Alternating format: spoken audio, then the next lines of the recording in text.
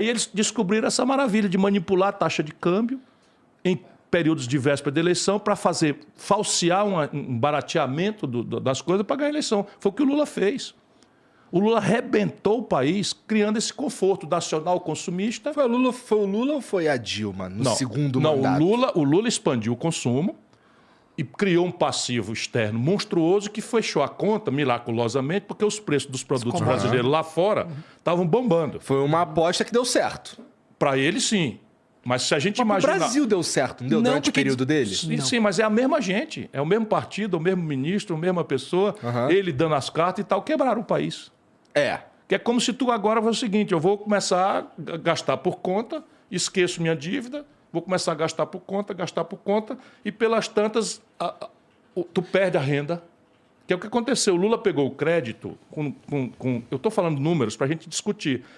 15% do PIB era o crédito no Brasil. O Lula expandiu para 55% do PIB. Que maravilha, todo mundo foi ao crediário. Aí é foda, porque alguém precisa pagar isso daí. Aí o que aconteceu? As pessoas perderam o emprego, perderam a renda. Serasa, SPC, 65 milhões de pessoas. O Lula pegou 43 bilhões de reais dos cofres do governo, dinheiro seu, meu, de todo mundo. 43 bilhões de reais meteu no bolso dos conglomerados de educação privada do Brasil. São os maiores do mundo.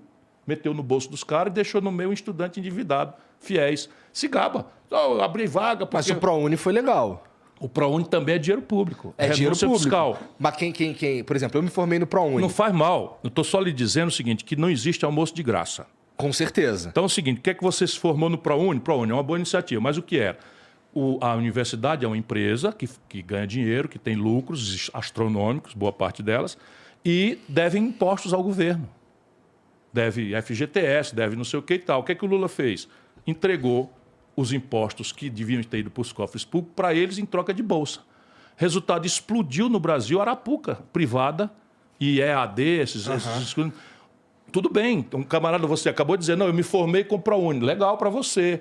Agora, e o dinheiro que tiraram da saúde pública? Mas o dinheiro do ProUni, ele vem de... De renúncia fiscal. De renúncia fiscal. Mas assim, para mim, parece... Analisando do jeito burro e leigo, parece ser um jeito rápido de colocar o brasileiro na faculdade sem precisar construir novas universidades. Perfeitamente. Agora, a questão básica é, isso se sustenta? Isso é uma pergunta que precisa ser feita mesmo. Não, mas então, qual é a característica? Poderia usar na educação de base também, porque acho que foi uma coisa também... Qual é a característica? Eu não sou contra, eu estou fazendo uma análise de um modelo que criou uma falsa sensação de conforto, que é essa memória afetiva, e que cobrou depois um preço muito amargo. O país quebrou. A conta veio. Então, a expansão do crédito virou inadimplência das empresas e das famílias. 77,8 de cada 100 famílias brasileiras, estatística permite você fazer 0,8 famílias, mas assim, 77 de cada 100 famílias estão endividadas com recorde de endividamento. Ciro, e esse consumo, na época, conseguiu ser convertido, por exemplo, para um aquecimento da nossa indústria? Não, tudo importado. Porque esse é o Destruir problema. a indústria brasileira manipulando a taxa de câmbio. Porque se aumentou o consumo, porque você falou assim, essa foi uma época boa. Então, acho que depende da análise. Sim, acho que essas famílias que eram pobres, que tiveram um aumento, né, do poder de compra, isso com certeza impactou positivamente a vida delas e tiveram acesso que nunca tiveram. Sim. Mas, ao mesmo tempo, a desindustrialização corroeu o emprego deles. Então, na hora que essa onda passou, essas pessoas ficaram... E aí veio um monte de tentativas de tentar... E dava pra gente manter tudo isso daí e fomentar a indústria brasileira ao mesmo tempo? Essa é a base da minha ideia, da proposta. Eu tô relativamente familiarizado com a tua ideia. Veja, então vamos pegar o exemplo prático. Em 1980, do ponto de vista do tempo histórico, eu estou falando de ontem, tá? Em 1980, 1/3 da riqueza do Brasil era produzido nas indústrias. Por que isso é importante? Porque a indústria paga os melhores salários, recolhe o maior volume de impostos para financiar boas políticas de segurança, de educação, de saúde, isso não é mentira, você dizer que vai fazer isso sem dizer de onde vem o dinheiro, e agrega valor na exportação para o estrangeiro, traz dólares para o país para pagar a conta daquilo que a gente não sabe fazer aqui dentro. Então, indústria é fundamental e a economia moderna do conhecimento, a economia digital, na verdade são serviços ultra sofisticados baseados na indústria. Então, sem essa indústria também você não dá o passo seguinte, que é a economia do conhecimento, do mundo digital, etc, etc. Você não dá esse passo se não tiver a base industrial aqui. Então, em 1980, 1/3 da riqueza do Brasil era industrial. Hoje caiu para 9%. Porra! Na data, em 1980, presta atenção, irmão, para você ver, porque um país é uma coisa para se administrar. Mas, assim, você falou que agora a gente caiu para 9%. 9%. Nós destruímos, a maior destruição. Tem um professor... Foi uma destruição da ou foram indústria outras brasileira. coisas que começaram a dar mais dinheiro? Não, a destruição. Eu vou te dar números para a gente espancar a insônia aí da turma. Tá. Então, veja, a China, nessa data, era 1/6 do Brasil. Só que a China já tinha 800 milhões de habitantes e o Brasil estava ali com 150 milhões de habitantes. Nós éramos muito mais ricos relativamente do que a China. Meu irmão, a China hoje está descambando para 20 vezes o Brasil. Quem está certo, eles ou nós? Foi destruição mesmo da indústria brasileira. Tem um estudo de um professor coreano que identifica como o maior episódio de destruição industrial da história do capitalismo mundial. O que precisa ser feito para destruir as empresas do Brasil? De novo, aquela história, câmbio, juros são as principais questões, sistema tributário. Deixa eu te dar o número. Quando você tem um câmbio manipulado, a proporção... Eu quero ver se eu acho um jeito de explicar. Para você é simples, eu quero ver para a gente subir a favela. Se o povo entender isso, a gente vira o jogo. Quando você não compra dólar, nós já entendemos isso, mas você compra pão, e pão é feito de trigo, o trigo o Brasil tem que trazer do estrangeiro, paga em dólar. Se o dólar está alto, o pão fica mais caro. O pão fica mais caro. O remédio é trazido do estrangeiro, fica mais caro, o celular fica mais caro, o game fica mais caro. E isso se traduz numa inflação. E aí vem uma inflação que não é de demanda, é de custo. Então, aumenta o custo. Aí eles atiram com juros sem... Enfim, mas vamos voltar aqui. Quando o inverso acontece, quando a minha moeda se valoriza muito, o dólar se desvaloriza muito, eu tenho uma sensação de conforto. Isso pode ser conseguido de duas formas. De uma forma sadia, qual é? Eu tenho um produto industrial poderoso, vendo lá fora, ganho muito dólar. Quando eu ganho muito dólar, a minha moeda se valoriza e eu fico sólido e isso ninguém vai me tomar. Ou eu faço o que eles estão fazendo. Eu boto o juro, de novo. Eu boto o juro lá em cima e aí pego o balanço de pagamento do país e uma montanha de dólar do estrangeiro, que eles chamam de capital motel, só para passar uma noite. No juro brasileiro, que é assim, o mundo lá o juro é negativo, ou seja, se você fosse um americano, você ia tomar dinheiro emprestado no banco e ia pagar 2% de juro ao ano. E no Brasil tu vai ganhar muito mais. Tu paga 50% de juro ao ano se for um credor de primeira linha. Certo? 50%. Mas se tu for no crédito pessoal, tu vai pagar 320% de juros. Isso é tão importante entender o fato de que quando eles aumentam a taxa de juros, com a prerrogativa de que vai vir investimento, vai vir dinheiro. E aí esse dinheiro não vem para abrir nada, não vem para abrir fábrica, nem loja, nem serviço, nem nada. Ele vem para especular no juro brasileiro overnight, ou seja, capital motel. Vem para cá, aplica e vai ganhando juro do Brasil e na hora que tem qualquer soluço, vai embora. E isso é o que explica porque que o Brasil vai e quebra. Tá certo? E o Lula, só para você ter uma ideia, o Lula tomou posse. O desastre desse modelo com o Fernando Henrique já tinha acontecido. A taxa de câmbio, se fosse em dezembro agora, passado, eu fiz o cálculo, mas isso não mudou muito não. Seria hoje R$ 9,20. Só para você ter uma ideia, hoje está R$ 4,80.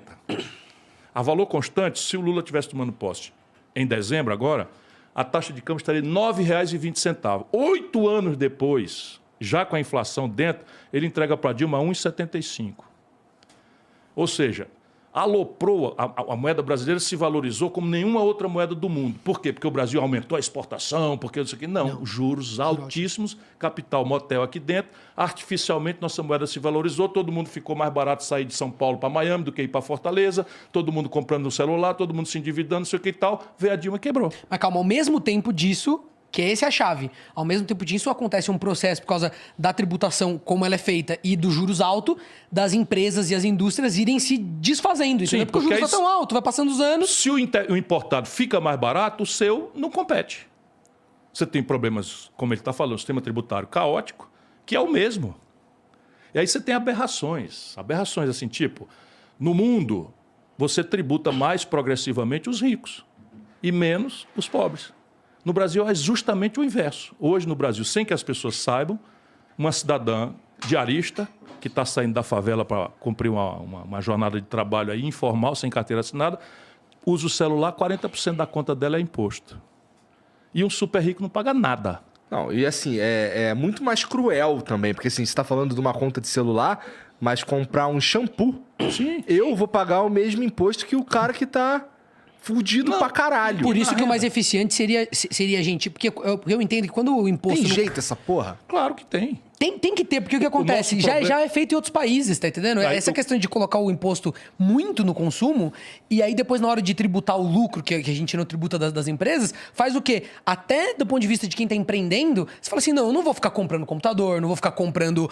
Eu não vou enriquecer o serviço que eu presto. Eu vou querer tirar tudo limpo, o máximo possível, sucateando o serviço, fazendo o mínimo. Porque daí eu tiro tudo limpo, e aí nisso não incide o imposto... Né? No lucro, e eu vou embora com o meu dinheiro. Bom, entendeu? é que assim, eu entendo esse pensamento. Não acho que. Eu espero que ele não seja tão comum quanto a gente tá fazendo parecer. É que Não, é uma coisa desculpa. inconsciente. Tecnicamente, essa é a grande chave do Brasil. Tecnicamente, não tem mistério. E eu chamo em meu socorro duas coisas que podem ser conferidas. Qualquer pessoa que esteja aí duvidando e tal, porque normalmente as pessoas têm dúvida se é possível. Você acabou de dizer, tem jeito essa chibata? Tem jeito e tal? Tem. Tecnicamente, não tem muito mistério. De onde é que eu tiro essa segurança de parecer simples, uma coisa que não parece à maioria das pessoas tão simples? De duas coisas, a literatura, né? E as melhores práticas internacionais. Então, ao invés de eu inventar a roda... Mas e vontade política, aí Cirão? vem o problema. O nosso problema é a política. De novo, o modelo de governança política. Com certeza, mas esse daí, assim, a gente não... É um problema que a gente tem, que a gente não... Caralho, eu não acho que a gente vai mudar essa porra. Vamos dizer, vamos dizer que você ganha a eleição agora. Pronto. Não muda. Qual é a proposta? Muda. Não muda. Quer ver? Vou te dizer não muda como. porque tu vai ter que enfrentar tanta gente lá, Não cara. tem problema. Deixa eu te dizer... A única coisa, eu acho que se o Ciro for eleito, como ele fica falando disso o tempo todo, no mínimo vai ter uma massa de pessoas, uma certa representatividade na sociedade. É o que eu tento acreditar. Porque esse é o pensamento. Se as pessoas não estiverem por dentro, eu tenho até uma pergunta sobre isso, que é a questão da esquerda e da esquerda. Eu sinto que a esquerda moderna, jovem brasileira, óbvio que não é todo mundo, mas é uma porcentagem dela, ela é muito estética. Ela discute. A discussão da esquerda está muito em pautas identitárias, são importantes e tudo, mas quando você quer discutir isso, eles fogem, ou eles não sabem, ou eles não se interessam, você tá entendendo? Enquanto que a direita jovem. Tô falando de uma galera que eu assisto no TikTok, inteligente, umas pessoas que leem e tal. Eu sinto que eles, por mais que estejam equivocados em algumas coisas, é uma sensação minha, eu queria até saber se é uma sensação sua. Correto. Eles são mais interessados nos problemas práticos, é o que eu vejo. Sim. Eu acompanho gente de esquerda e gente de direita, minha timeline é uma loucura. Sabe? É um retrato da democracia, porque tem de tudo. As pessoas de direita, elas estão falando, equivocadamente muitas vezes, eu acredito, mas estão querendo entender. Pô, mas por que o Brasil... O que tá acontecendo? Tô falando da juventude bem intencionada, né? Não dos... Então isso aí a gente jogando fora... Não. A gente jogando fora rótulos, por exemplo. É de direita, é fascista. Isso, eu tô falando disso. Eu tô falando... baboseira completa. A esquerda, quando vai falar com o Ciro, eu vejo, eles nunca... E não é só com o Ciro, com qualquer coisa. Eu sinto que hoje em dia, é uma crítica minha, e eu não encontro pares muito pra falar, gente, a gente tem que ser uma esquerda consciente de saber que o problema do Brasil, tudo bem, é moral, é ético, tem a questão identitária que enfim, que é importante. Mas o Brasil tem outros problemas. Mas, gente, como que a esquerda não tá vocalizando o problema absurdo de ter uma elite vivendo de uma taxa de juros que não é praticada no planeta inteiro? Ah, não, mas a esquerda tá preocupada. Por quê? Porque isso... traz fama, porque isso é um papo muito mais palatável. É a minha opinião.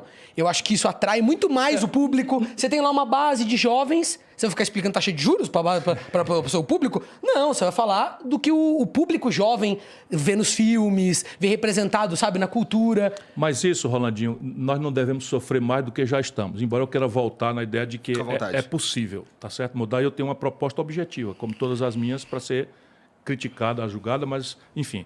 Mas isso é um fenômeno que acontece internacional. Quando morre o marxismo-leninismo como prática revolucionária, extingue-se a União Soviética, cai o Muro de Berlim, não é? Você tem uma desmoralização daquele manual do revolucionário, que bastava você aprender ali 4 slogans e você tinha uma segurança religiosa. Eu sou dessa geração. Eu era crítico, mas para ser crítico eu tinha que estudar. Eu tinha que ler Karl Marx, eu tinha que entender aquela porra difícil pra cacete, que é um livro difícil de entender e perguntar aos professores, para ser crítico. Porque era uma geração que era induzida a aprofundar se tivesse interesse no apetite da militância. Hoje os caras não concordam, não lê e foda-se. E foda-se, e acabou, e pronto. Não tem gente que diz que a Terra é plana e acabou. Pronto. Esses são os tempos. Mas é o terraplanismo econômico. Mas eu só quero dizer o seguinte, então no mundo o que acontece? Cai isso e simultaneamente emerge no Oriente um produto industrial altamente tecnológico, também que era monopólio do Ocidente, do Atlântico Norte, Estados Unidos e Europa Ocidental. Só que esse produto europeu vinha onerado, porque ali era o teatro da Guerra Fria. Ali é que as ogivas nucleares estavam apontadas. Então está aí essa porcaria acontecendo de novo, que a Europa não aprende nunca. Estava ali.